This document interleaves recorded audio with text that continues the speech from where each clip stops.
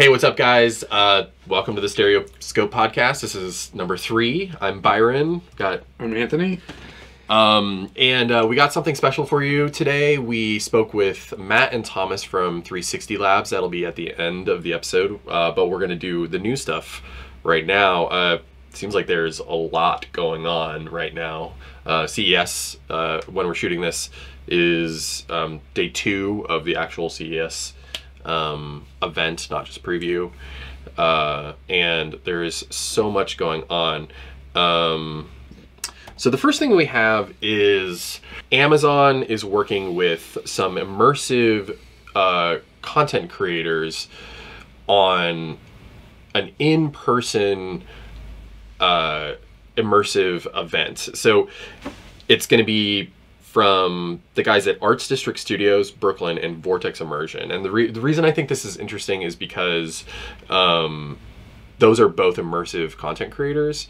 The Arts District Studios people are, it's like a compound in Brooklyn.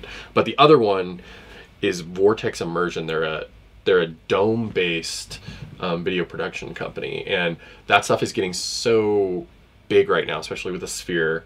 And a lot of the people who make 360 videos are the people who are creating content for that medium.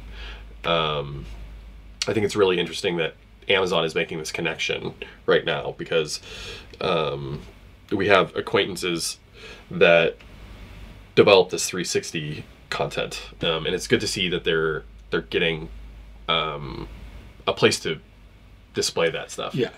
As we've talked about many times, distribution is such a pain in our industry. So any new avenue to put that content out is great. Yeah. So I really want to see what that looks like. It's an in-person event. I wonder if, and sometimes that stuff ends up being used in other mediums. We might be able to see some of the stuff that they put out online.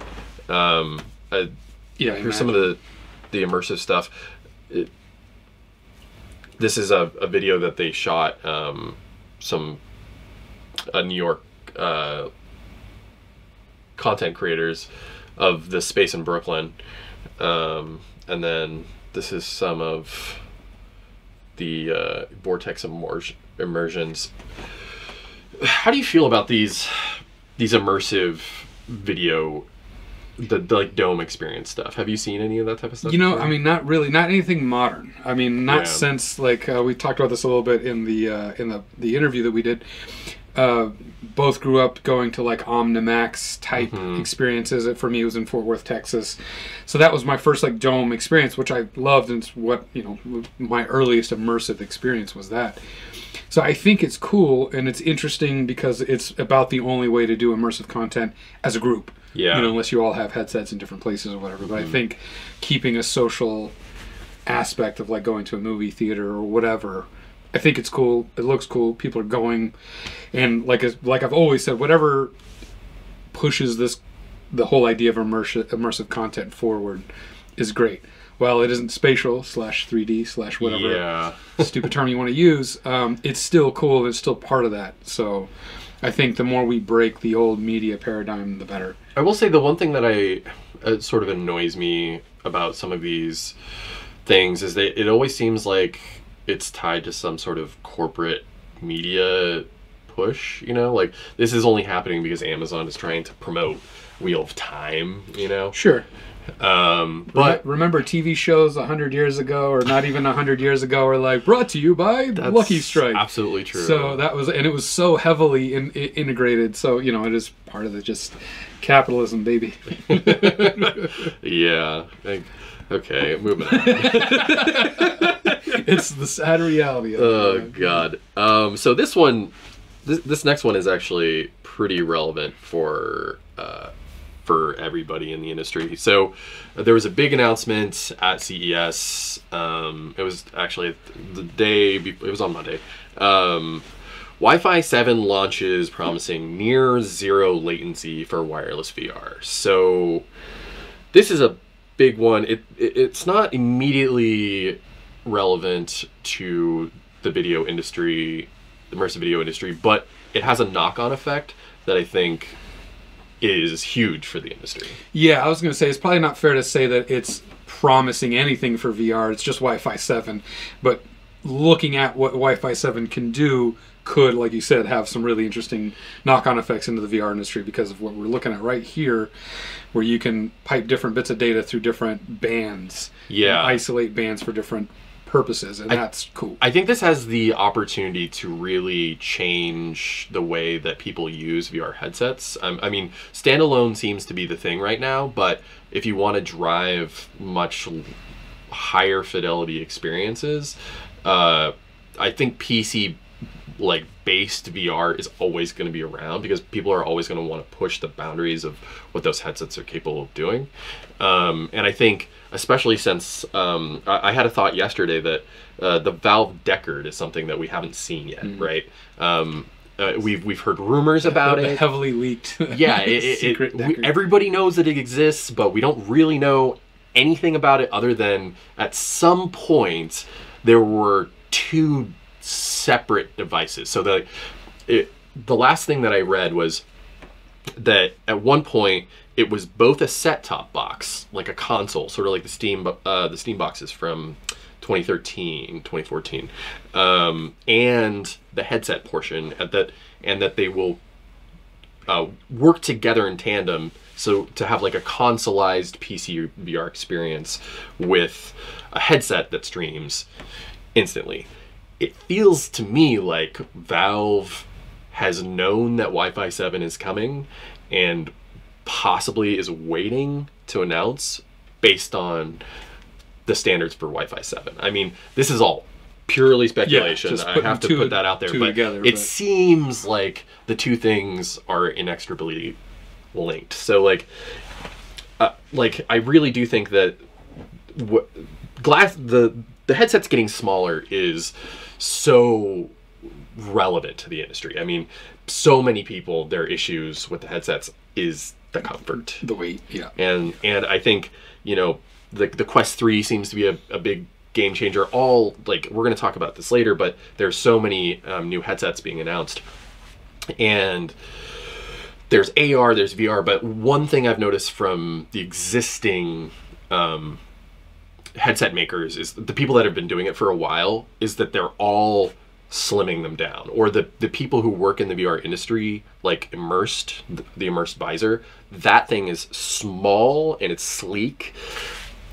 The only exception to this, and it's sort of like it's hard to, everything that we're going to be talking about today and for the next couple months sort of is in this black hole of surrounding, which is the Apple Vision Pro. Right.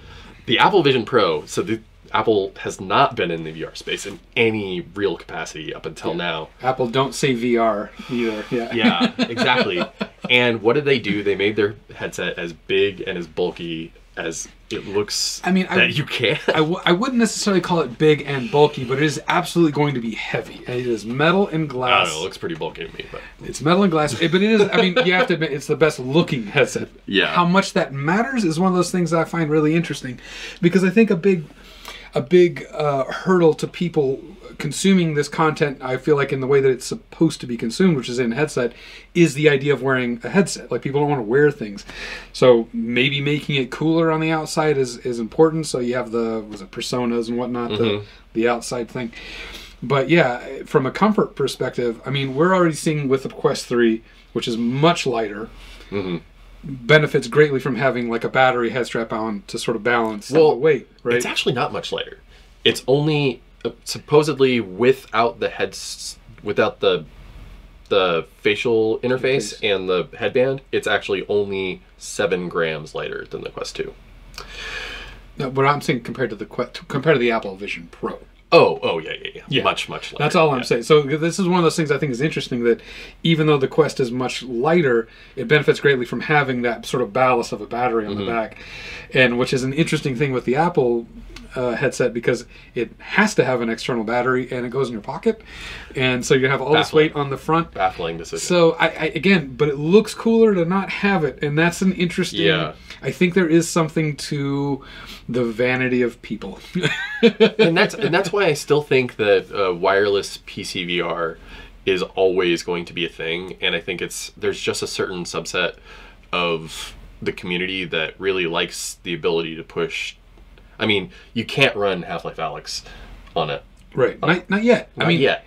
You know, mobile chipsets are getting powerful. I mean, eventually, in like 5 years, I'm guessing you'll be able to run Half-Life Alyx natively on a headset. But currently, yeah, no.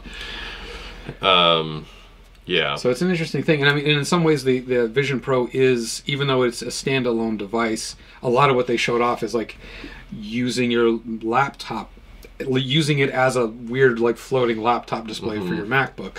It's like strapping an iPad to your face. Yeah, but like blurring these lines of what is it used for, and like it being an extension of your main machine. Apple taking the different approach of it being two standalone things and using a Wi-Fi connection to pipe that over, or just using the horsepower of a proper gaming PC. But then Apple would have to get into more graphics processing stuff, which they've been so allergic can do. They've been so allergic to games for such a long time. Well, that on that platform, but on Apple devices like the iPad and iPhone, they're really getting into it. They're leveraging it. I mean, they have Apple Arcade now. Well, but and they just launched. Right? You can play Resident Evil 4 Remake and Resident Evil Village on the new iPhone 15 Pro. Mind you, there are issues with it, and also they also launched the ability to port PC games directly to Mac OS using the game porting toolkit. It seems like they've seen the writing on the wall that they need to claw back some market share for games because they've been just so left in the dust by other places. All right, so the next piece that we have is more. So in the last episode, we talked about all these VR concerts that were coming out. A lot of them have since come out, and I watched a couple of them. So these are MetaQuest owners can soon watch Alison Wonderland, Zoo, and more headline Red Rocks in VR. So what it looks like is that. So this is Blackpink. This is a South Korean band. They're huge. I watched this. This is not the Red Rock stuff. This was shot in a giant venue. It was not in 3D, but it was really good. It was really dynamic. It was VR180. The camera placements were really good, and the performances and it was just really impressive, and you could tell that the people who were shooting it had a much better understanding of how to shoot a VR concert than we've seen in the past. Especially, and because of how dynamic the light show was, it didn't really feel like you needed the depth there. It's the first VR concert that I've seen that was impressive even without stereo. Right. Yeah. And I think that's interesting. It's not what I was expecting. I also watched Alison Wonderland in VR, and that one is at Red Rocks, and it looks like they have an entire team on site that is dedicated to these performances. I also saw that, and that one was really good. I've heard Alison Wonderland before. She's like an EDM artist. Good stuff. I'm not super into EDM, but I do appreciate it. I used to be into French house music back in the 2000s. Still pay attention to the industry from time to time. It sort of got away from the type of EDM that I like, but honestly, the Red Rocks crew, they are knocking it out of the park. That is some really, really high quality, good depth, excellent framing.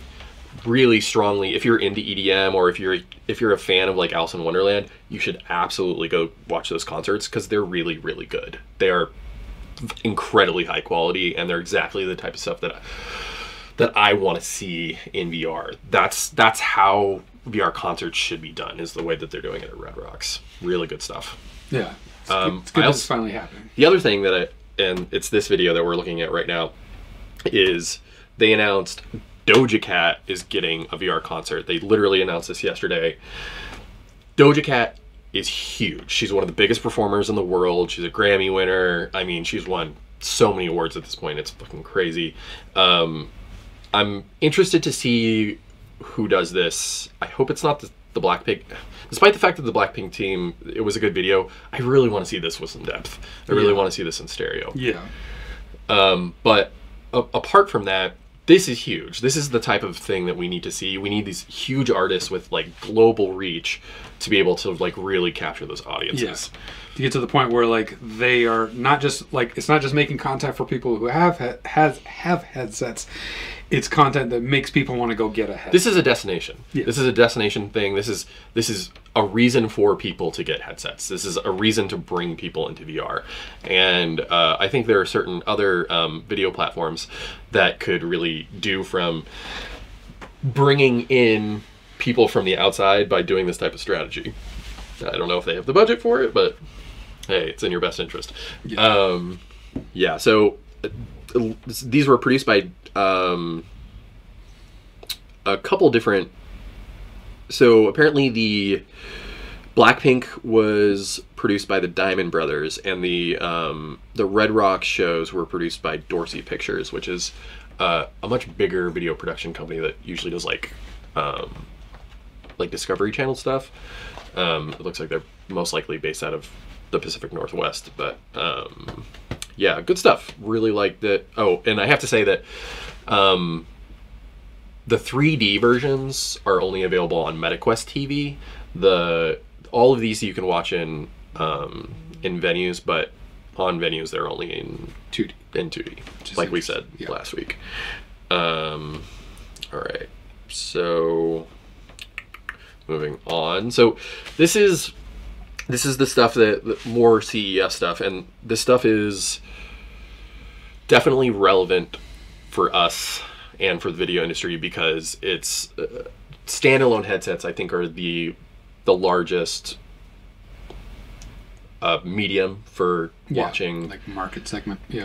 For watching immersive video. And Qualcomm and Snapdragon have announced their Snapdragon XR2 Plus Gen 2. Very confusing naming conventions. So this is effectively a faster version of the XR2 Gen 2, which is in the Quest 3. So they announced that it's going to be in the new Samsung and Google headset, the Visor by Immersed, which I really like the look of the Visor. Have you seen it? I think so. It's not this one. Oh my God, just saw here it is.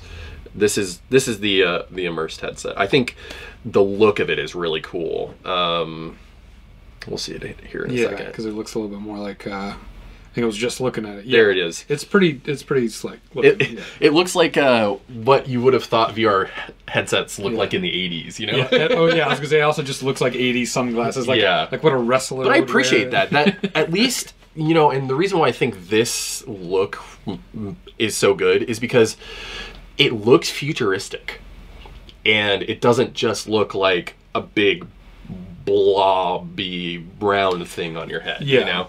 I mean, I guess I think that's what's interesting, because it's like I don't know that I care that much. Like, you know, it's really just how comfortable is it. I mean, like I think for the larger market, like we talked about a minute ago, like you know, there's the way people look.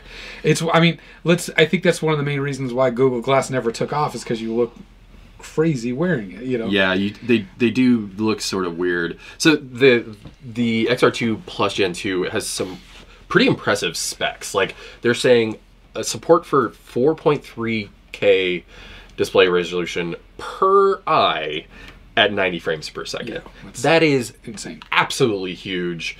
I mean, it seems like Snapdragon is really trying to do like a shot across the bow for the Apple M1 and M3 processors, because those things are beasts, and to push that many pixels at that refresh rate, you have to have an absolute beast of a processor.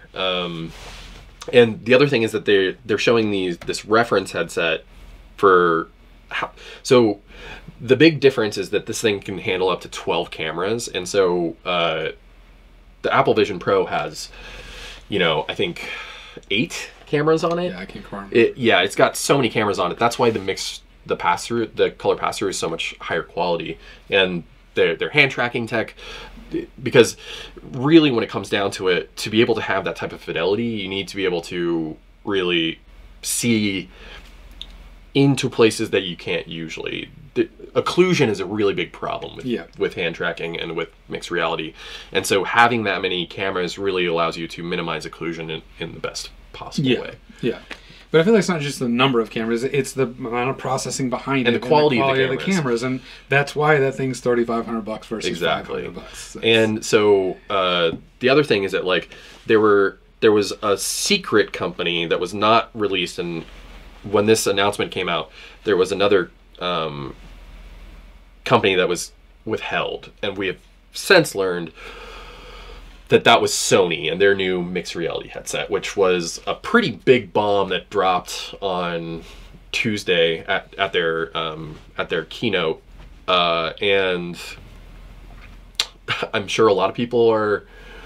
I personally think it's a little bit of I was actually pretty shocked, because I was not expecting. It seems like the PSVR and the PSVR 2 have sort of been afterthoughts for Sony, and currently doesn't seem like they're doing very well, specifically the PSVR 2. So this was actually a surprise to me, because I didn't think VR was really in priority for Sony. A priority, and it doesn't. It's clearly not aimed at consumers, but does feel like a little bit of a slap in the face of those who did buy a PSVR 2. Yeah, exactly. Because it's so much better specs-wise anyway. It's so much better specs-wise. And mind you, they haven't released a lot, but it's very clear that they're going for sort of the same market, or not market, but the same tier, the same tier of capability as the Apple Vision Pro. I'm really excited to see what that device ends up being. We'll see. I mean, we'll talk about it more later, but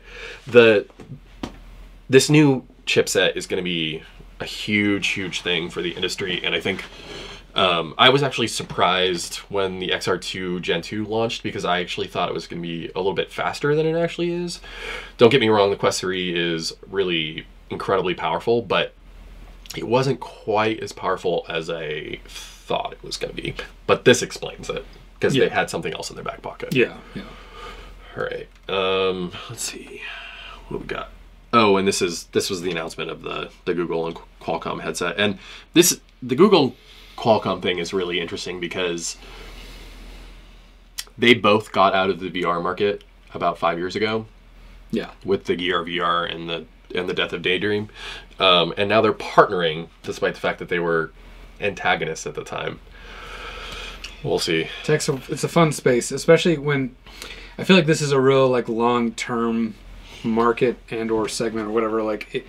You have to really be looking into the future and invest into it. Mm-hmm. And most tech companies are now if I don't see the data right now, then we're out. It's dead. It doesn't matter. Yeah.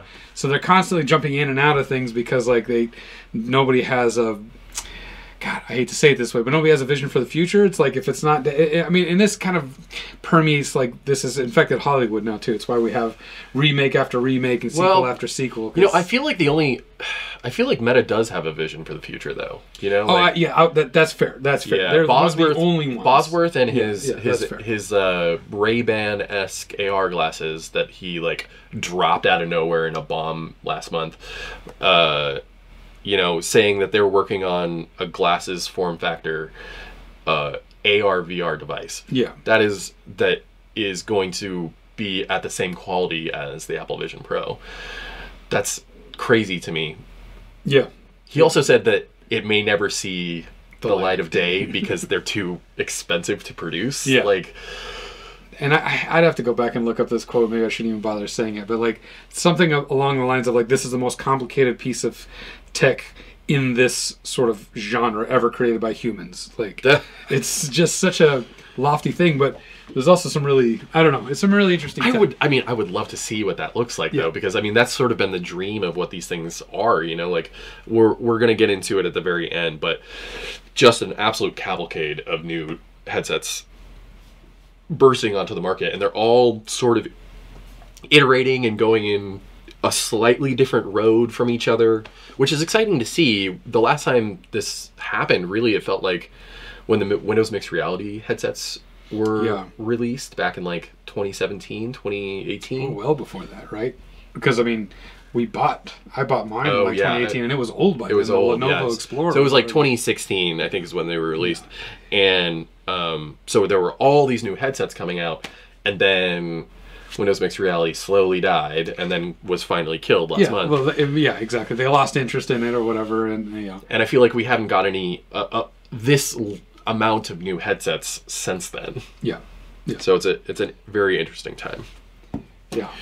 Okay, so the next one is a pretty big one. We finally have a release date for the Apple Vision Pro. It is February 2nd. Pre-orders go live January 19th at 5 a.m. Pacific Standard Time. It really seems like it's a long time coming, you know? Yeah, I guess. I mean, I don't know. At the same time, it feels like, I don't know. It's right on schedule because it's only been, 9 months or something like that since they announced it? Yeah, but they've been working on it for 6 years. Yeah. I mean, from what I heard, the leaks are that the headset was supposed to be released 2 years ago. I mean, I can see that based on the high amount of tech that's in it. I mean, like, blowing everybody out of the water. It still has M1s in it. It was supposed to, the M1 and the R1, it was supposed to come out when those were new. Yeah. Yeah. So, I mean, there was a lot. So Apple made the announcement on Monday, or was it Sunday? I don't remember. Anyways, doesn't matter.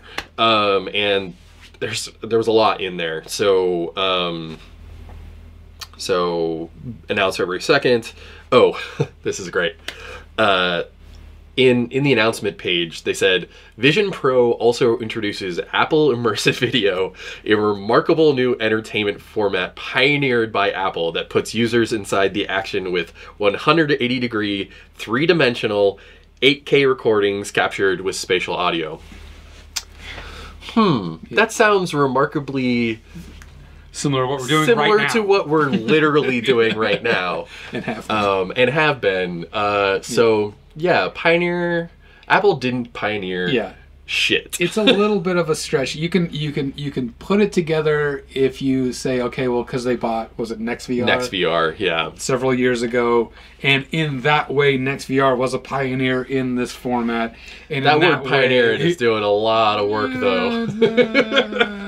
Yeah. But stretching the truth as much as possible, that's, I think, how they put it together. Also, we have yet to see any of that content that they so-called have pioneered. Yeah.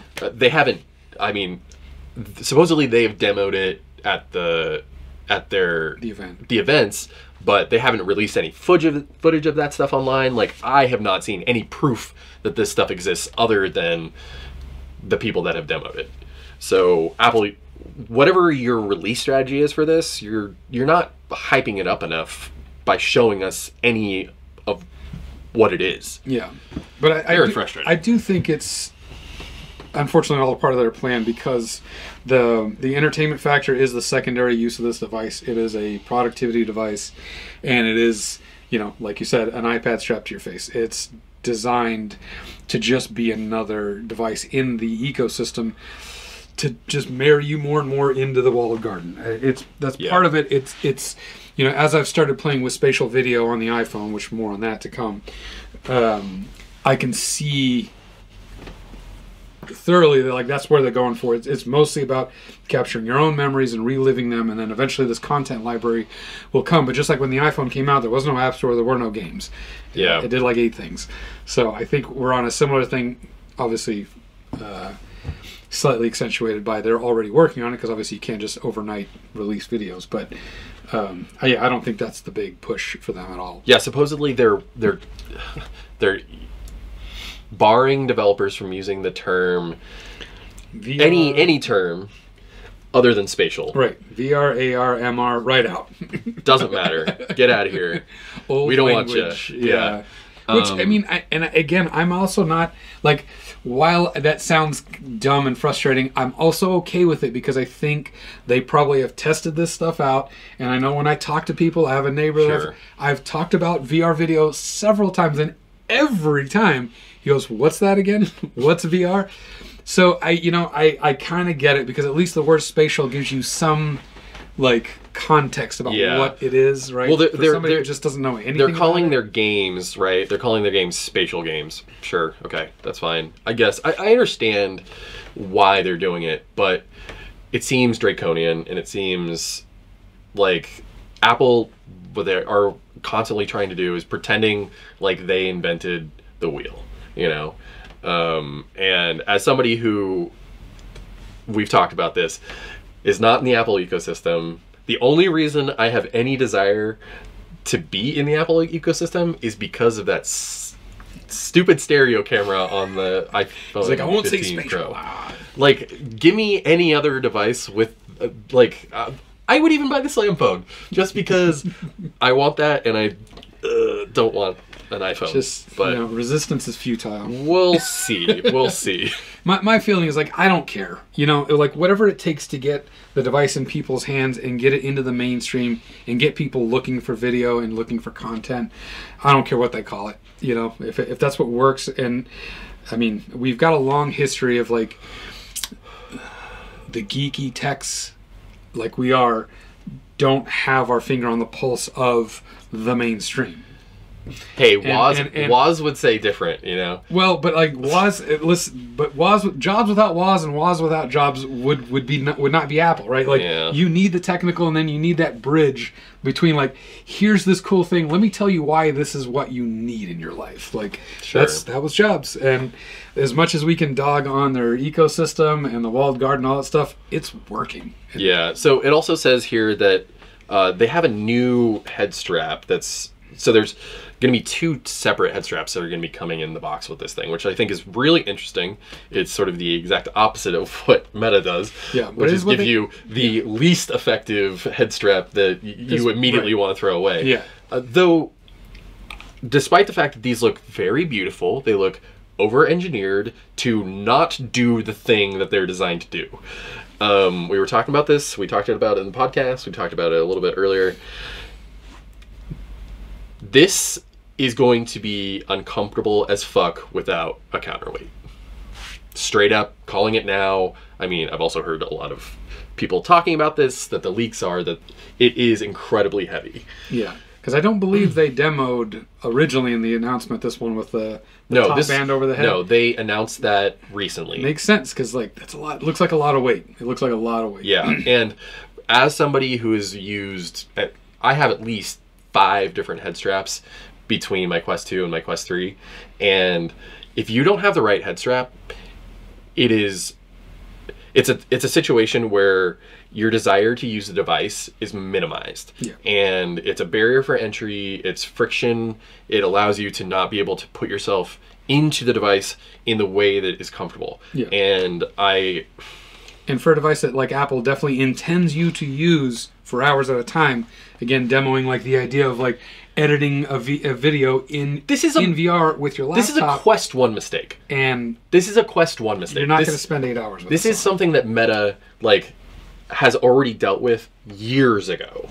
And it's just so frustrating to see Apple make these mistakes straight out of the gate. It's mistakes that the rest of the industry has already learned from. But it is Apple's... This is basically a prototype, like, in a lot of ways. It is a market test. It's a lot of different things. I mean, it absolutely this is clearly not the device meant for the masses. This is the HoloLens. I mean, but mass market or mass produced. Yeah, or at least consumer facing. Yeah. Yeah. Because I don't think there's going to be anything mass about this. I mean, obviously the price is going to be huge. Supposedly they're making less than 500,000 with them. And here's one thing. I will make a prediction that despite the fact that they're making 500,000 and it costs $3,500, this thing is going to be sold out immediately. Agreed. And for the next year. Yeah. Yeah. And I mean, honestly, if I had the money I would absolutely buy one. There would be no question about it. I've definitely thought about it. I'm going to do a demo of it. I'm going to sign up for a demo, go in. We should go together. It's like, maybe they'll let us bring a camera. Yeah, that's a really good idea, actually. In about a year, so it's going to sell out for a year, maybe a year and a half, sort of like remember when the Wii first came out?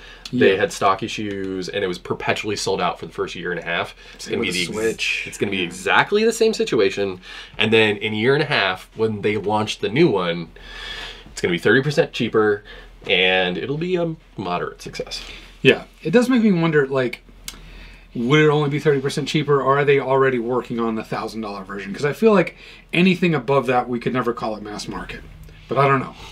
I think we're going to see, we'll see, you know, in the next year how this thing sells, and maybe we'll get 2 different priced versions coming out at the same time. Could be. Maybe like what's the little iPhone, the SE. Yeah, launching at the same time as the like mid-tiered one. Yeah. I don't know. Yeah, you got the Apple Vision. So we have the Apple Vision Pro, so maybe we'll do the Apple Vision, the Apple Vision SE. SE, yeah. Last thing. This is a great commercial. You have to admit, this is fantastic. It is good. And they probably spent who knows how much licensing these clips. Well, and it really goes to show you, I think they're doing sort of like the Tesla model, where it's like, most people won't have access to this at first, right? It's $3,500. It's way out of anybody's budget that isn't a billionaire or a millionaire. But they still want it. Yeah. Yeah. They're going to know somebody, one of their friends is going to have it. It'll be like VR when it first came out, is that only your friend's friend's friend had it, you know, and you'd be like, you go over to their house and you're like, oh, is that a VR headset? Yeah. You know? You have an Atari? Yeah, exactly. And, so supposedly they have optical inserts that are coming out for it that are $149, starting at $149. It's actually cheaper than I thought it would be. Yeah, and $99 for the readers. And there's Zeiss optics too, which means they're super high quality. So yeah, I know this is like speculation because I know it's releasing with 256 gigs, which is, you know, not enough, but also enough for what they're marketing it for. I think that is a comical amount of storage. But I mean, for $3,500. But the Quest 3 is 128 gigs, and they probably sold more of those than any other. Yeah, of course. And for a device, though, actually, the 512 gigabyte version has been sold out everywhere. They might have made lists. I don't know. I have to look at those numbers. But my point is, I think for what they're marketing this thing towards, 256 is fine, because it is, think about it as an iPhone or an iPad. Your content's going to live on iCloud, your photos and everything like that. All the spatial videos are going to be streamed from iCloud and or, you know, possibly cached on the device. 256 is totally fine to get started in something that they're not intending you to put videos on it, they're not intending you to put games on it, and they're not intending you to, like, most of it's going to be streamed.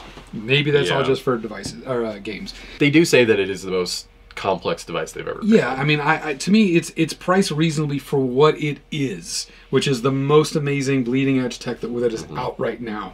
As far as the way you use it and the interface, I really do want to do second to none. I mean, really do want to see what it looks like. So I think for something that's that bleeding edge, it is what it is, and I think they're aware of it. I don't think they're making any money on it either. Yeah, I mean, Apple, invite us to your next event.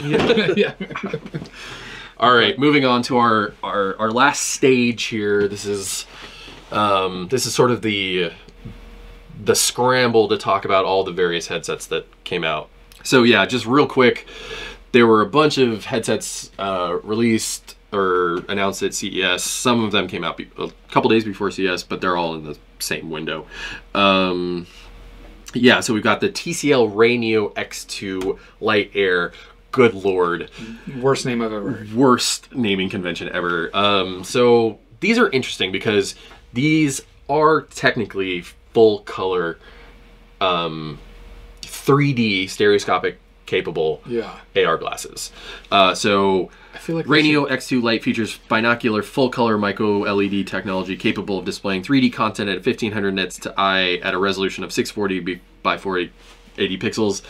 Specs include the Qualcomm Snapdragon AR1 Gen processor, which came out at the same time as the XR2. And 4 gigabytes of RAM, 32 gigabytes of storage, 12 megapixel camera capable of capturing 1080p video at 30 frames per second, Bluetooth 5.3, Wi-Fi 6E, which is important, and 3 mics, 2 speakers, accelerometer, gyroscope, compass, magnometer, and touch. That is so much tech. There's a lot of tech in a really nerdy pair of glasses. Does it come with tape already wrapped around the bridge? I mean, it's really impressive and also terrible looking all at the same time. Like, I don't even know how to feel about it. But it is cool at the same time. The biggest thing is that, did you hear that the one super unimpressive spec hidden in that very impressive list of specs was 640 by 480? A display resolution that was standard in 2004. So what that amounts to is it's gonna be about this big in your field of vision. That's it. Yeah. So like that makes sense for AR. It does. It does, and it's better than anyway. Actually, I think it's less than Google Glass, because I think Google Glass is taller. But just as wide. Yeah, I think it was like 800 by 600 or something. Yeah. I mean, I'm still really interested in these because this form factor is the form factor that I think everybody sort of in their mind's eye is pining for. That's what the Bosworth, like, god tier AR glasses are going to look like. But this is definitely more functional than the AR glasses that we've had previously. Yeah. I just really like that people are just seeing what works, you know? Yeah. And there will be people that buy these. I mean, when the next, one of their competitors, X-Real Air, who used to be called, or X-Real, used to be called Nreal, they changed their name recently. Supposedly they sold, they've already sold 600,000 pairs of AR glasses. So this next one, the X-Real Air 2 Ultra, these have similarly crazy good specs. They also have stereo cameras on them. They can generate a 3D mesh of your room in addition to scene meshing, and hand tracking, spatial anchors, and arbitrary 2D image tracking. The previous device cannot do that. These are real AR glasses. This is like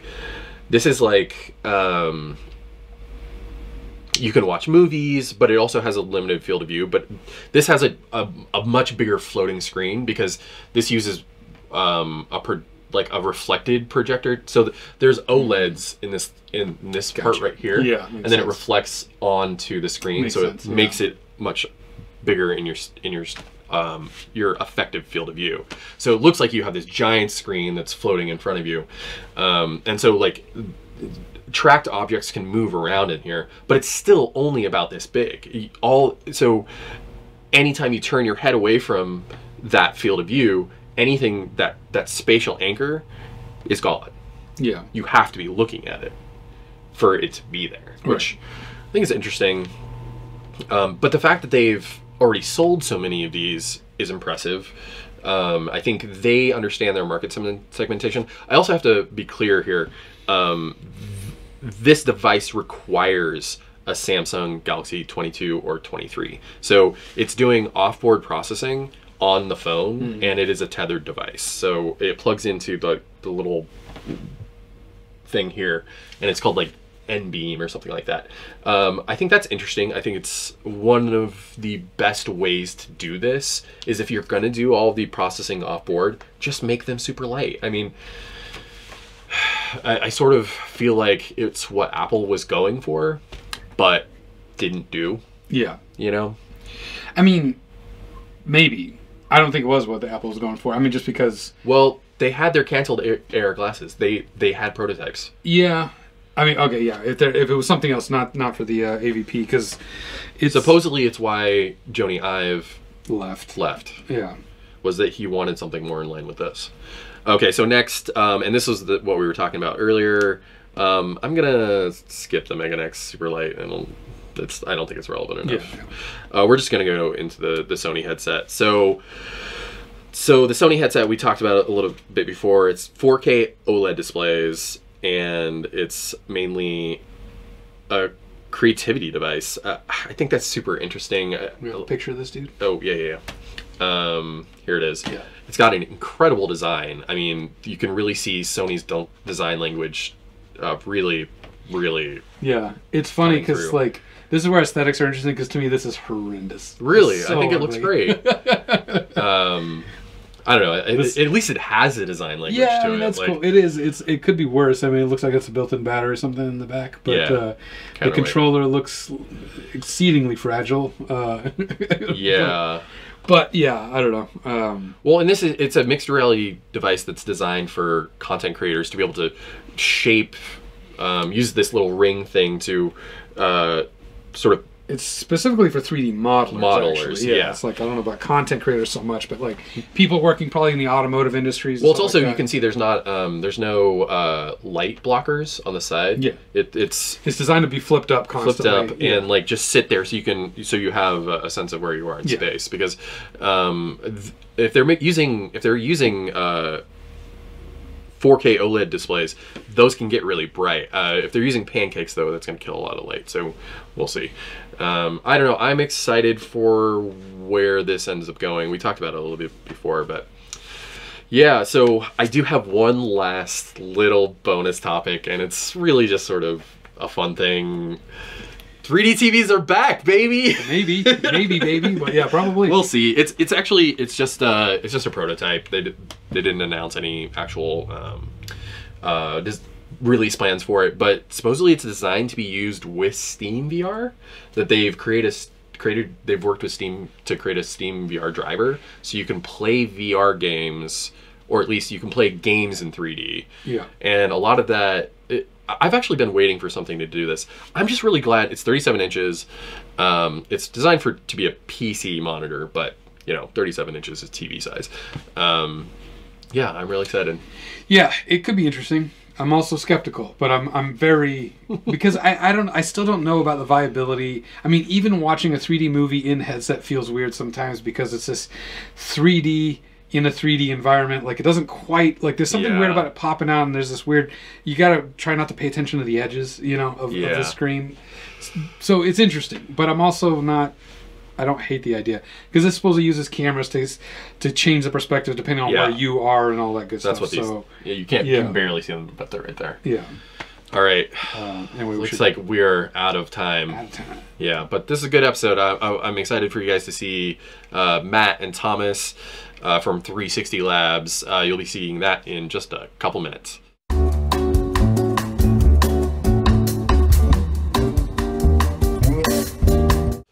Hey, what's up, guys? We're now in the interview segment. We have our first guests on the podcast, which is really special for us. We're really excited about that. We've got Matt and Thomas from 360 Labs. What's up, guys? How you doing? Doing great. Glad to be here. Really well. Glad to be your first guest. I'm Thomas. I'm Matt. Really, really glad you guys could join us today. I think we're just going to launch into this because we've got a lot of questions and there's a lot of stuff we want to talk about. So, first off, how did you guys get into video, period? So, for me, it was probably about 20 years ago. I used to use the old Canon DV consumer cameras just as a hobbyist. I played airsoft. I don't know if you guys are familiar with that. It's a bunch of nerdy people with camo and shooting each other. So, running around in the forest. Videos for that. So I did a lot of that, and I started to use like Windows Movie Maker, and of course it was horrible. So I had to learn Premiere and kind of went through that natural progression, ended up getting a Canon GL2 and just kind of fell in love with that. But I didn't really kind of get into it professionally until I started doing some e-learning stuff for a web agency that I worked for. I was actually a web developer. That was my day job. Cool. I go back 20 years as well, but have almost zero experience in standard video. So I've been doing immersive video for 20 years. Wow. Interesting. I was lucky enough to be one of the first people on Earth with a 360 camera. And what camera was that? The Dodeca 2300 or 2360, and before that, the Dodeca 2000. Were proprietary cameras. I had number 5 off the assembly line, and I had it in the state of Alaska. Where were? As early as 2005. You said in Alaska? In Alaska, yeah. As early, but it was actually a company that was based here in Portland. And it was that company that moved me to Portland then 17 years ago to start on the Google Street View project, which was a super secret road trip that I was launched on for over a year of my life, with driving around with a 360. So you were one of the first Google Street drivers? I was the first 5 Google Street View drivers. Oh, wow. That's awesome. 2005. So when Google Street View launched in 2007, there were 5 cities that it launched with, and my teams had done 4 of them. Only Google had only done San Francisco, and we had done the rest. Wow, that's incredible. I remember when all that stuff rolled out. It seemed like kind of magic. Voodoo. Yeah, like it seemed completely. I mean, that's one of the most impressive technical achievements. We did not know what Google would do with what we were shooting, but what we were sending them was video, and we had no idea what the user interface would look like, or that they were taking still images only. But what I had was my day job of driving up and down streets every day, 8 hours a day in a VW Beetle, in traffic. It gave me a great appreciation for what cops and taxi drivers do every day. But then on the weekends, I had access to this magic camera to go film fun things in whatever city I was in. And that's where I really fell in love with the whole process. Wow. That's an interesting, yeah. So what did... I have so many questions. What was the workflow like with that? I mean... We had an amazing camera. It was a local inventor, was the founder of Immersed media company named David McCutcheon, who's still here in Portland and still inventing and tinkering and doing incredible work. He had been doing it since the mid-90s is when he got started. And he got started, his seed money came from him winning Jeopardy. Which he reminded me of in an email this week. I had forgotten that. That is still like, wow. Amazing. Hey, the 90s were a wild time. Right? And he was a VFX guy out of LA who had moved up to Portland to start this company, and he really saw the vision for the future. He had a VR headset from Vuzix and one before that, years before that. They were showing Vuzix. In the mid-90s. And he was making some of the first immersive movies that were digital video. Well, he even started with, racks of VCRs. So he was putting it on tape and putting it together. But by the time I got involved, he had a pretty robust system, still VGA quality individual sensors, but there were 11 of them on a spherical, not unlike the one behind me. But it had 11. That's the Insta360 Pro 2, right? And he had it is.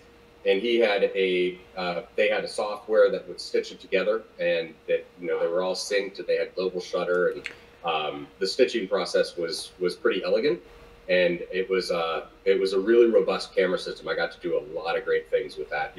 Taking it to Alaska, filming bears and humpback whales, and we took it into some really rugged environments and really put it through its paces, and captured some of that footage. Actually became the first 360 narrative content on the internet back in 2008 with Flash 8 coming out, and we actually had a player to show someone. Before that, I literally, the workflow is, here's a 500 gig hard drive that has your content on it. Thank you very much.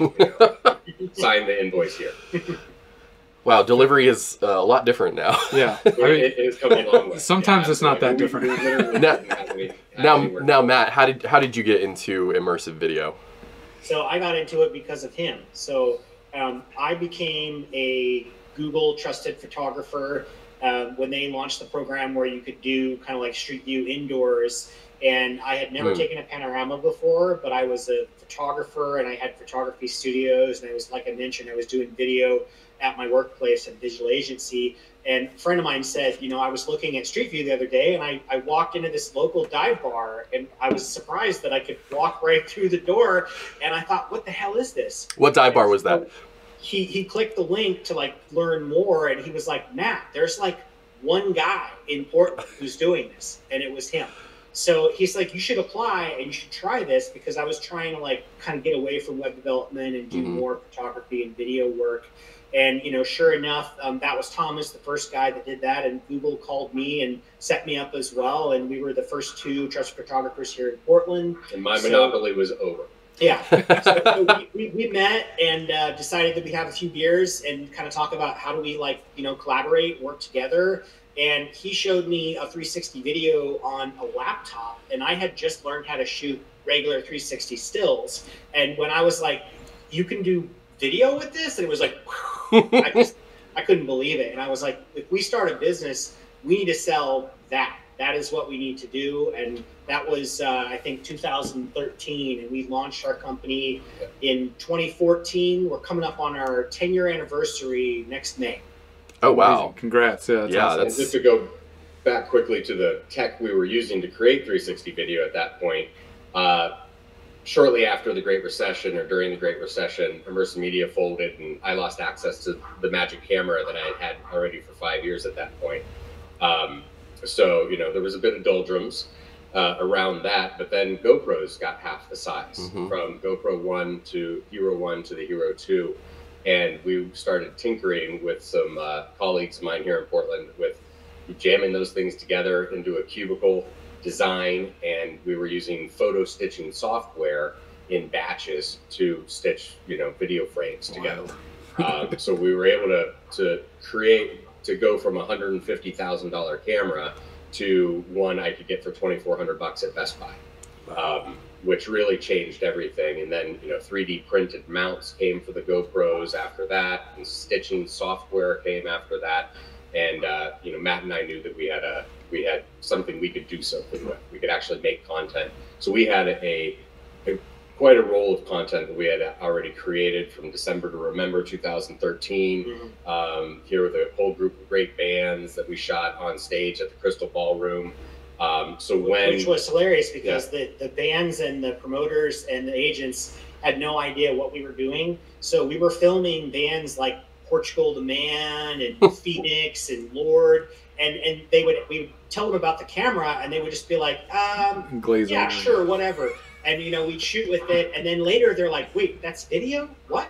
And so after the fact, we still had the footage. Meanwhile, there's a cube of blinking lights on the front of the stage. We've had a very similar experience. And also the kids in the front row were like, "Oh wow, that's just on me all night, all night long." Yeah. A good case for VR180. So, I guess when you were. I had an experience when I was younger that I was always interested in 3D movies and IMAX and that type of thing. Did you guys have a similar experience when you were younger? I feel like a lot of immersive filmmakers, creators have a certain sort of similar experience. It took a lot of recall, but where I think my initial fascination was when I was 7 years old and I went to Disneyland. And I experienced the Circle Vision Theater that was designed by Walt Disney and Ub Iwerks in 1954, and ran for 40 years at Disney parks. It was sort of a sidebar attraction, but there was an amazing 360 film in an amazing 360 theater that made you feel like you were visiting China. And that came back when I met David McCutcheon. He reminded me of, this was his inspiration for it. And, then of course, the general idea of virtual reality had always been there and goes back a long way before that. Before, the current iteration, there was the dream of the 90s. It was alive in Portland.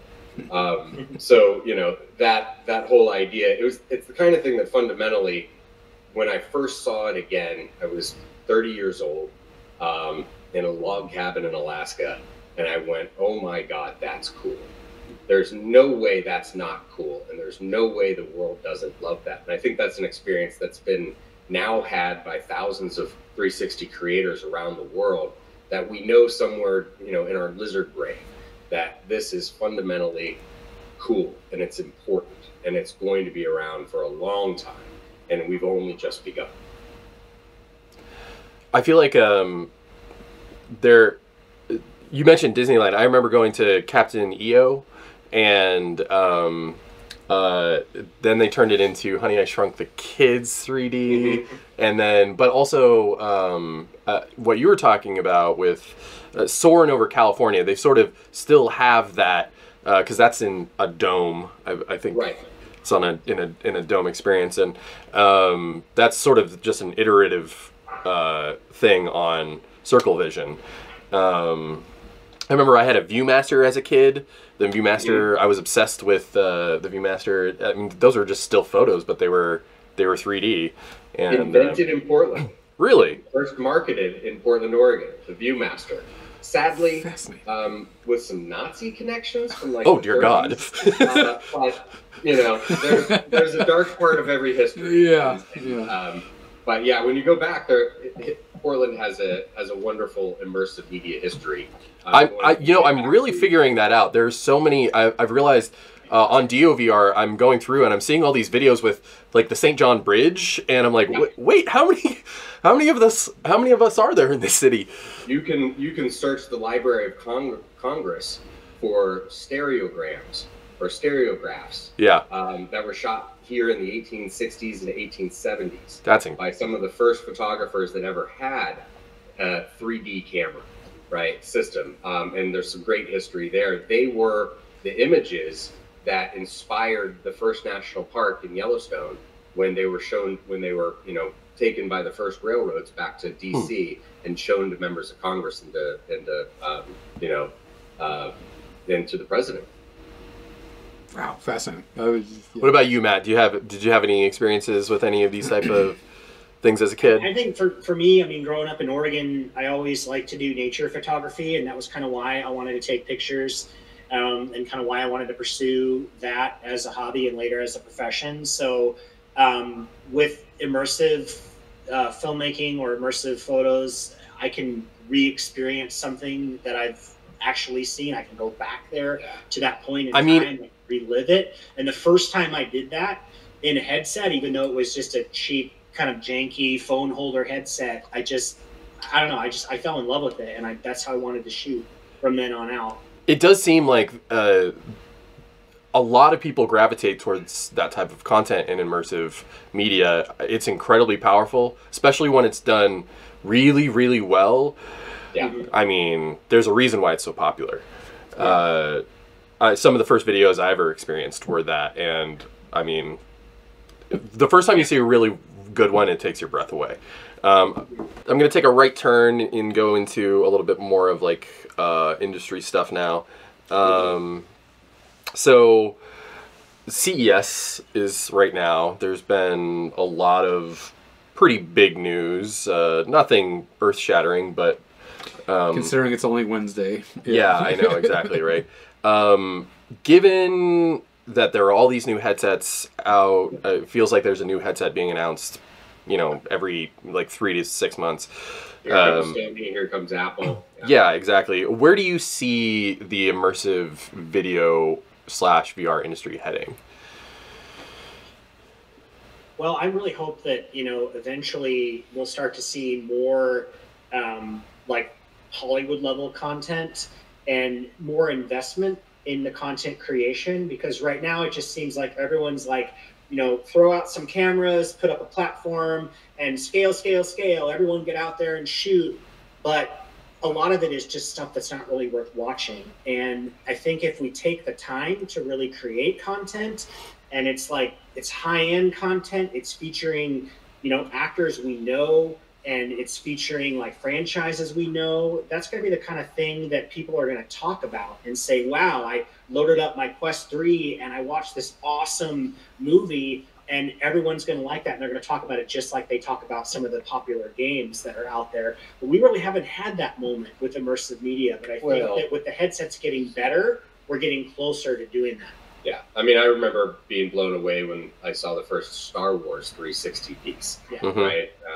And it was a magical moment, I mean, for me, I haven't been doing this for so long that suddenly I'm in a Star Wars piece, Was that one of the ILM X Labs things? It was. Okay. Yeah. So they had done the games, but, a lot of Discovery Channel had a VR lab, or, the New York Times was producing the daily 360s. And there just wasn't the distribution at that time. And so a lot of them felt like they got burned on the medium. It doesn't, I think judge the medium a little too harshly, considering there was no way to watch the stuff then, right? There just weren't that many, and certainly not the way it's supposed to be watched at this point, which is with a VR headset. So YouTube going 360 was a huge step forward, going 3D 360 even farther. Facebook, of course, after that, coming on board and really accelerating the whole thing, throwing gasoline on the fire, which was incredible investment through Oculus. But the way it continues to move forward is simply having that audience. And from what we can tell, it seems to be growing about as fast as TV. But unfortunately, we don't compare anything to the growth of TV anymore. We compare it to the growth of the iPhone. Mm-hmm. So nothing can ever live up to that, right? And what we're getting towards, I love that your questions referred to mainstream. It's been 20 years of a lot of us in the industry thinking mainstream is next week, right? It's any day now. It's got to happen. It's going to happen. It really does feel like that. It has to. The inevitability is there. It's just, can we take enough further steps forward and survive the 2 steps back on our way towards mainstream? And it's very much coming. I think the fact that people enjoy it, that's the key thing. We look at not so much our views, but duration, how long people are staying in the headset, and more importantly, where are those viewers coming from? YouTube viewers count, of course, but do they count as much as the ones that are coming from the headset? The YouTube viewers that we know are watching in YouTube VR, as opposed to looking at it on their phones. Mm-hmm. And we see the bounce rates, changing dramatically between those two experiences as well. So, that I think is the future, and also things like the Sphere, right? Mm-hmm. And I track the word immersive, right? My first company involved with this was Immersive Media Company, and they considered changing the name when I was in the marketing department because everyone thought immersive meant underwater. Today everything is an immersive experience, right? An immersive experience at the museum, an immersive experience at the theater, and everybody wants an immersive experience. And it's only, when you take a headset out to 9 out of 10 people who've never seen this before, they put it on, and it doesn't matter if they're 6 years old or 60, they go, wow. And they can't really believe it. They know that they've been kind of waiting for it for a long time. Yeah, it really does seem that I so agree with the need for high quality content. It feels fundamental to the industry. I think one of our biggest frustrations is that it doesn't seem to be that there are places funding this content. That about 5-6 years ago, there were. Right. And I remember seeing stuff directed by like Ang Lee and that type of thing. And some of it was good, some of it was not so good. You can't make your audience sick. Exactly. And I think, but I feel like a lot of creators have learned from those experiences what you can and can't do. But then all of the investment dried up, and I feel like it's slowly trying to trickle back in. I think Apple is a huge part of that. They're funding their own stuff. They are a video company, so they have the ability to really understand where to put that money. I think Google made one of the biggest boneheaded decisions by dropping the Daydream platform, because now they're trying to race back in, and the market has before that. Yeah, it's so frustrating. We had a lot of investment and a lot of hype, but we had a tiny fraction of the audience that we have right now. Right. And now that we have people with headsets, it's just like they can't be bothered. And I'm over here thinking, oh my God, there's probably like 50 million people that are using headsets on a regular basis, and Google and YouTube are just like, meh. Yeah, and it used to be that the YouTube VR app was a fantastic way to watch that content, but ever since they nuked anything above 4K, your videos look like not as good as they could. Yeah, exactly. And this actually, this goes really well into my next question, which is, what are the fundamental differences in telling a story in an immersive format versus flat? Yeah, I think a really big one is just asking yourself whether or not an experience needs to be immersive, or why is it immersive, especially when it comes to 360. In many cases, there's not a reason to have it, and a lot of times people will just shoot something and put it in VR and just say, well, it's VR, so that makes it cool. But they don't really think about, why is this story important? Why does it need to be immersive? And they don't consider, how does this tie to a location or a feeling or a culture or something that you can fully immerse yourself in and feel like you've had that experience. They just try to replicate things that they've seen in traditional media and just cram it into this format and expect it to work out, and then they get surprised when no one's watching it. But it's just because it's a different style, it's a different way of experiencing something. And even a lot of the cameras and tools we have don't really address how to make that content correctly in that way, because we're still thinking about a studio, we're still thinking about stuff like that, but it should be real life, it should be real experiences. And when you tell a director, well, you don't get to direct the audience's point of view anymore. Yeah. Right. They could be looking anywhere. That is, game changing or game ending. Right. In a lot of situations, Matt's talking about, the choices that are made in the production. I think back to the Olympics and watching Shaun White, do his last snowboarding run on the half pipe, and the VR cameras in the pit with the other photographers. It was a great view of the photographer's pit, and Shaun White went like, yeah, and it was gone. Where I wanted to be was at the end of the run without the snowboarding. Don't even show me that. Just show me Shaun White, and I want to be there with him when he sees his scores. I want to feel the crowd. I want to feel what it's like to be Shaun White. That's why I got in VR and I'm not watching the broadcast. Right? One of the best experiences I ever saw was the debates between Hillary Clinton and Bernie Sanders in 2016. The crowd was not being shown in the debate on CNN, but on the CNN VR feed, which was also there. I don't care if I'm seeing the facial expression on Bernie's face. I get the feeling of the room.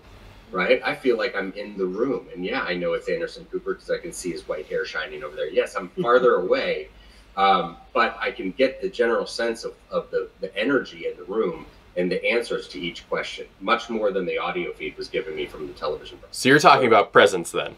Yeah. Exactly. Yeah. Right? It's all about the presence, and there's so many opportunities, missed opportunities, but that's how we're learning.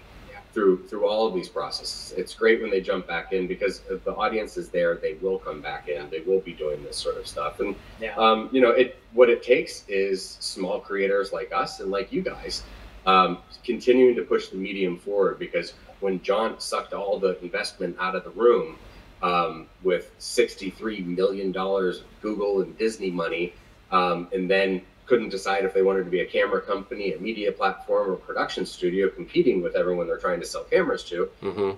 That was the kind of thing that ended up in disappointment.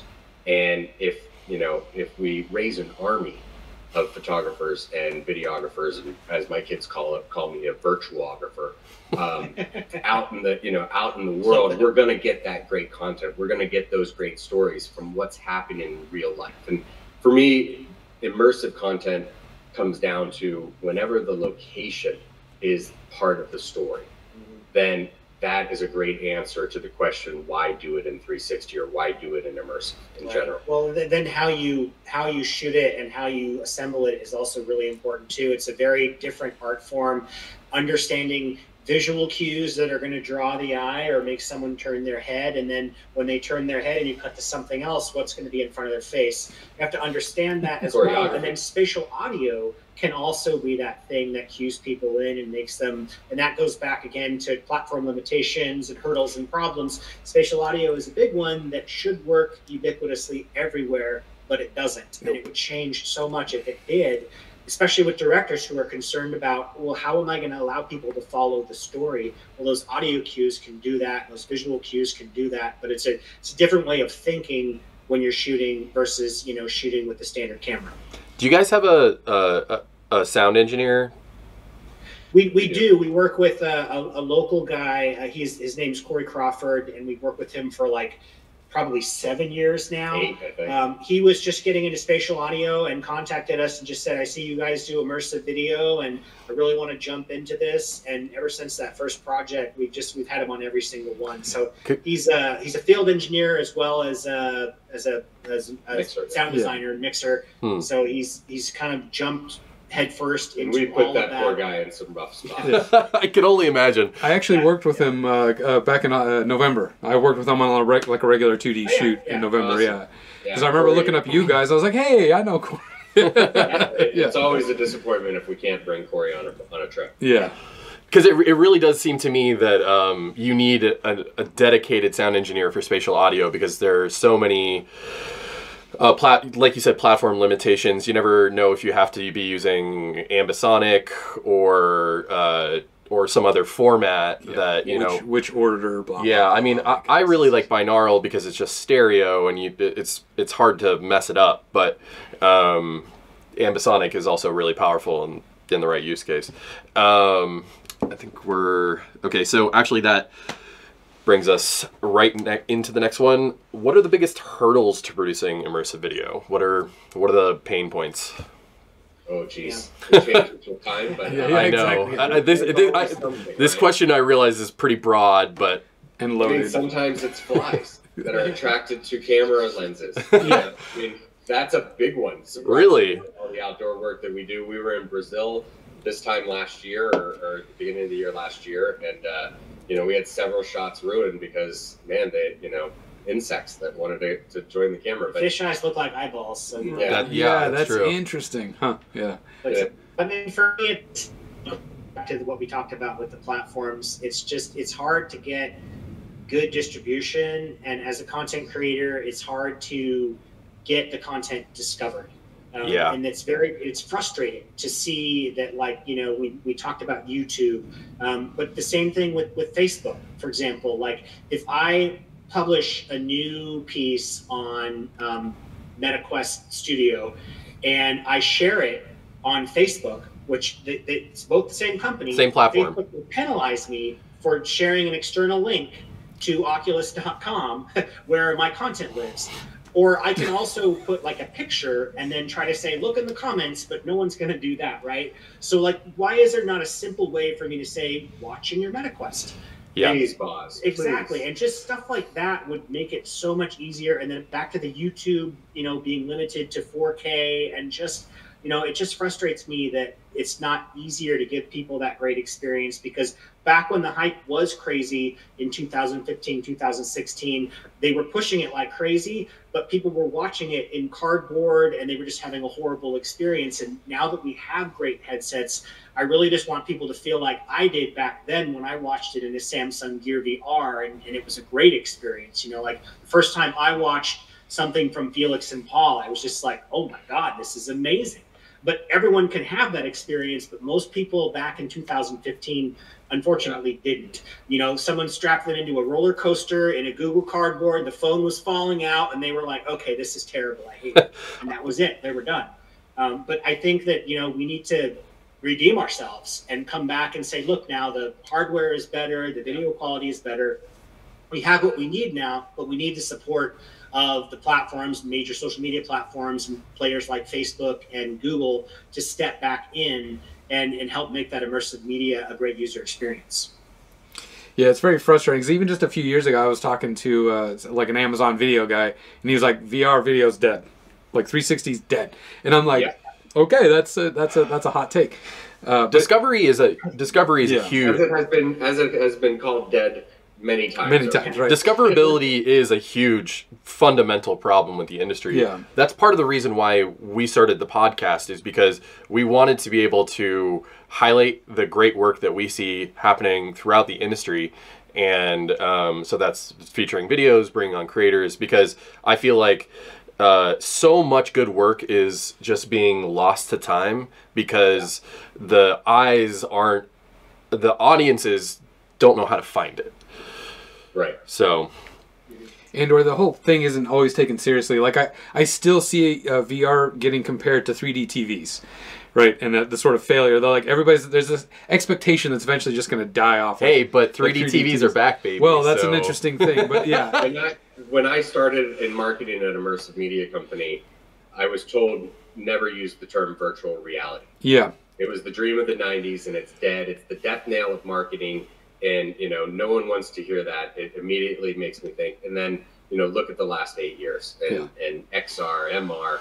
The confusion for me over branding of this medium has really been disappointing. And I think it really held us back quite a bit too.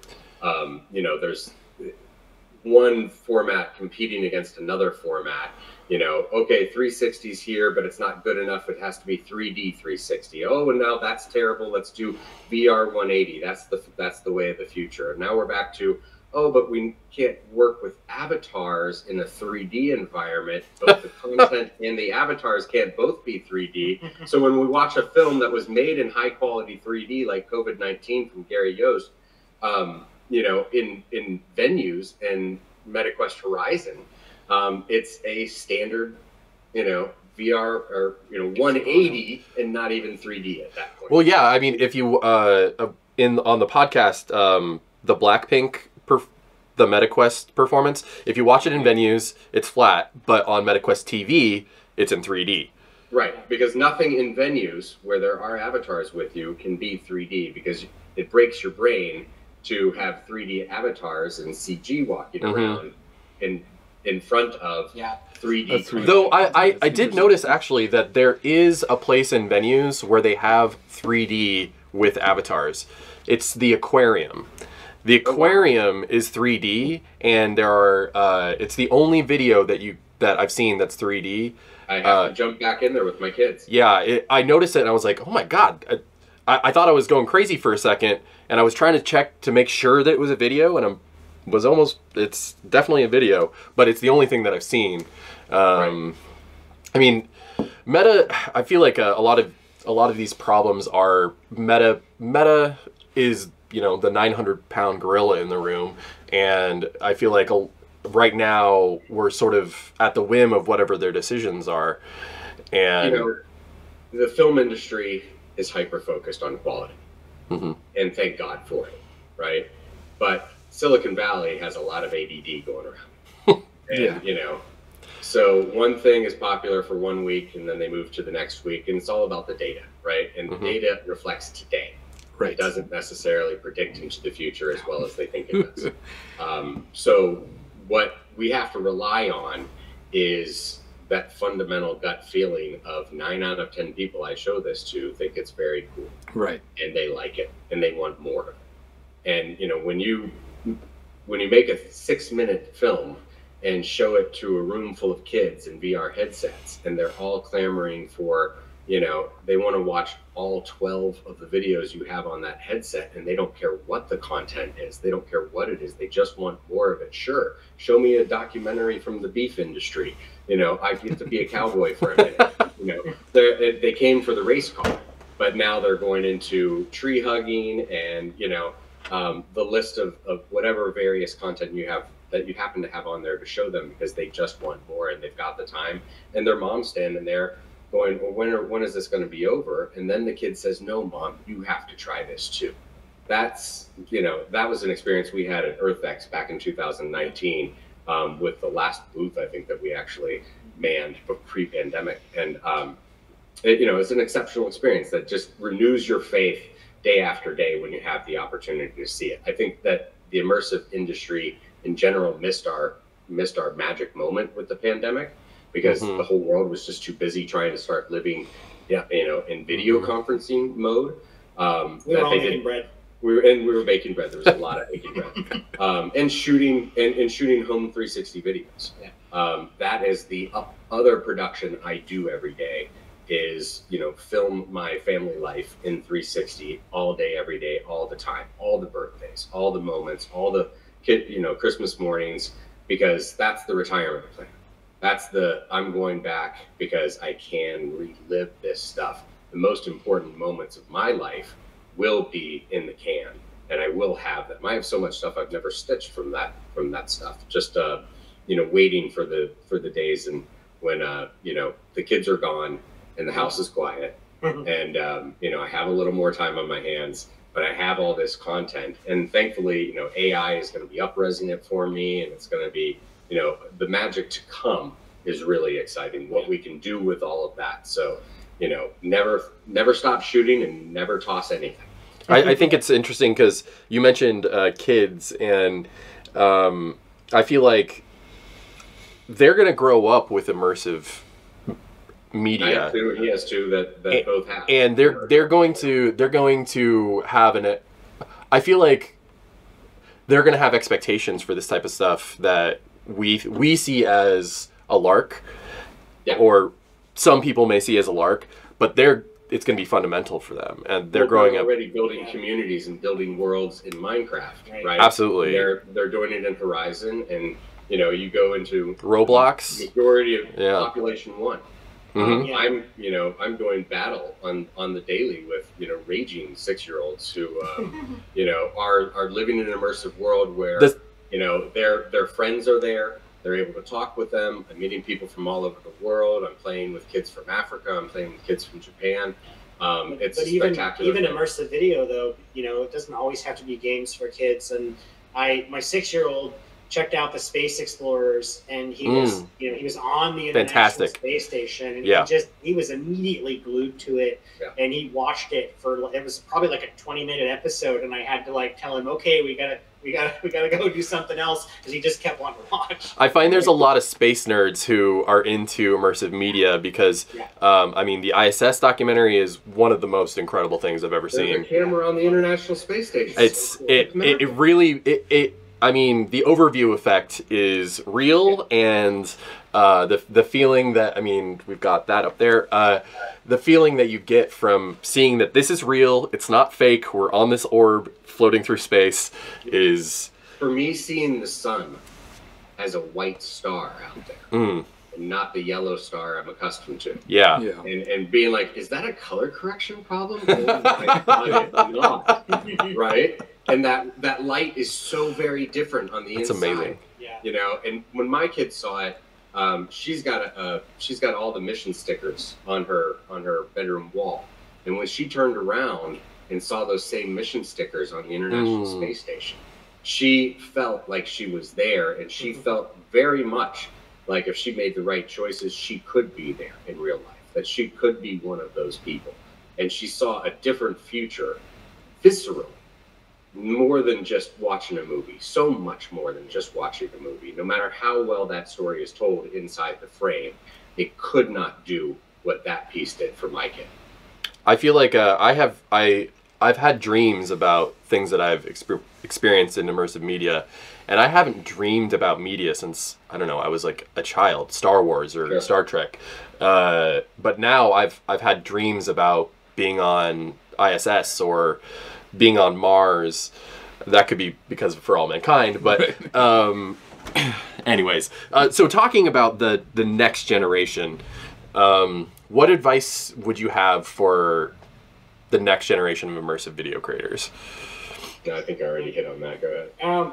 Well, I think I always like to tell people, just watch the content. If you're going to want to shoot immersive video, you have to experience it. You have to spend time in your headset.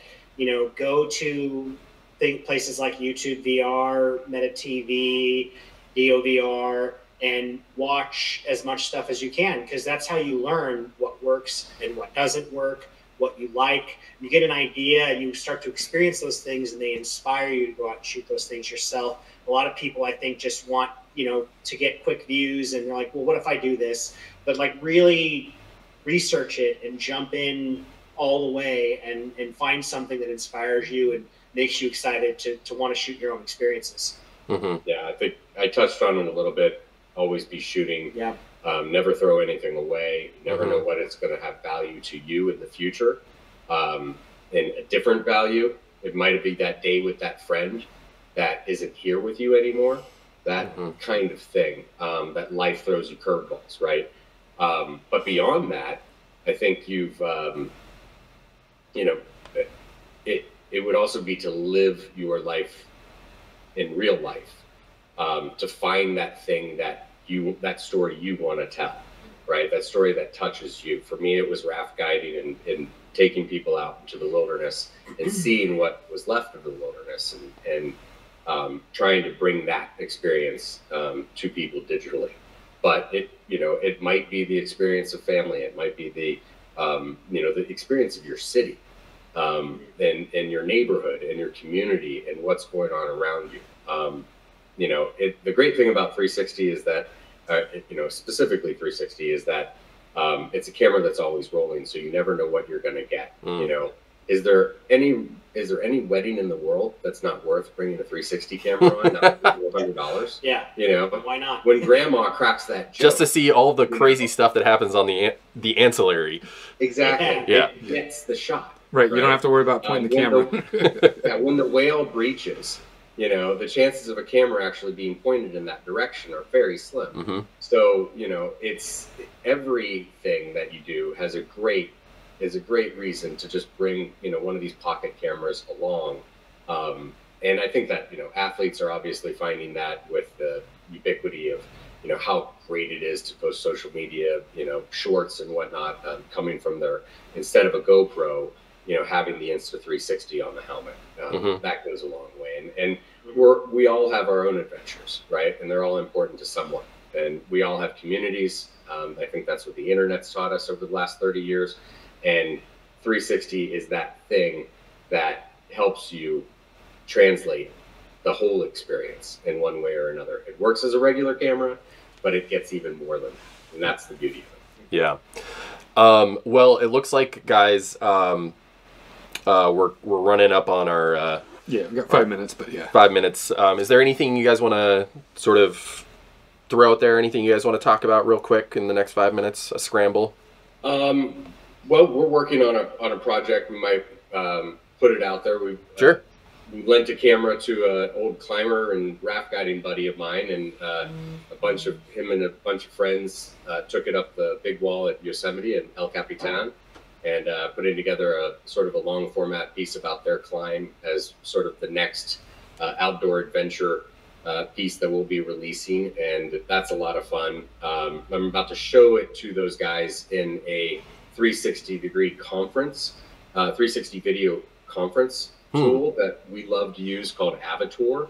That is like a conference call, except everyone has the ability to click and drag and look around inside the content that you're looking at. You can join via headset, via desktop, via your mobile device, and that's an astounding leap forward that I think is going to be a lot of fun and useful in education and virtual tourism going forward. So those are a couple of things that we've got going on. I can't wait to just take a bunch of these crazy climber dudes back up into it. And one of them's going to be patching in via Starlink from Baja, and these are guys that do that stuff still. So getting them together into a virtual environment to relive a different adventure as a group should be a very exciting afternoon for me this weekend. Awesome. Yeah, so thanks so much for having being with us. This is great. I mean, this is exactly the type of stuff that we want to talk about. You guys were excellent first guests. I think exactly what we were looking for. Anthony?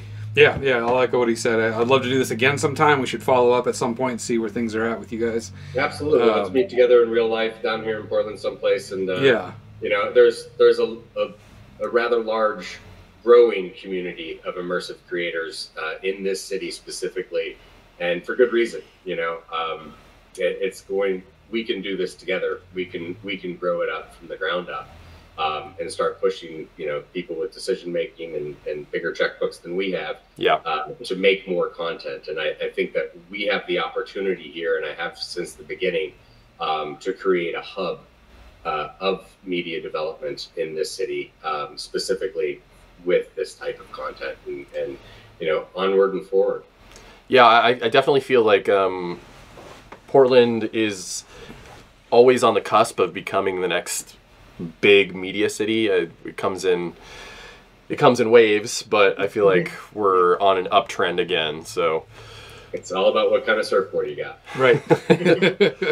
All right. Thanks so much, guys. Thanks, guys. We'll see you around. Yeah. All right. Thanks for having us. Thanks. Cheers, guys. Thanks very much.